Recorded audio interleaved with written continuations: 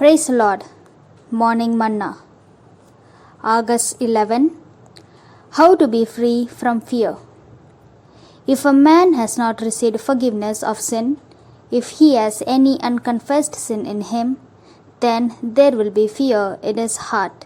When Adam sinned against God, he was filled with fear. I heard thy voice in the garden and I was afraid, he says. Genesis 3:10. As long as you have unconfessed sin in your life, fear will keep haunting you.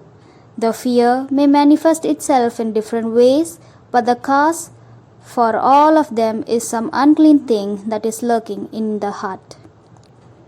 In 1 John 4:18 we read, Perfect love casteth out fear. The perfect love is Calvary's love.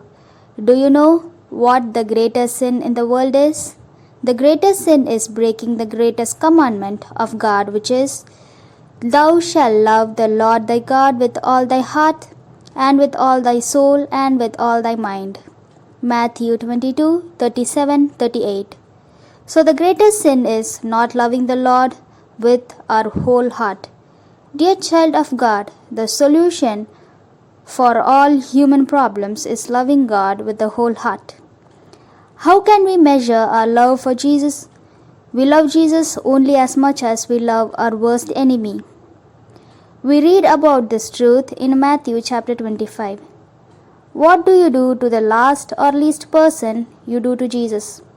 Some people will be shocked on the day of judgment to hear Jesus say, You hated me, you workers of iniquity, depart from me. Dear reader, go to Jesus with all your sins. Calvary's love will forgive all your sins and open all the doors for you. No matter what your problem, Calvary's love will conquer all fears. At Calvary, Jesus abolished the fear of death and brought life. Amen.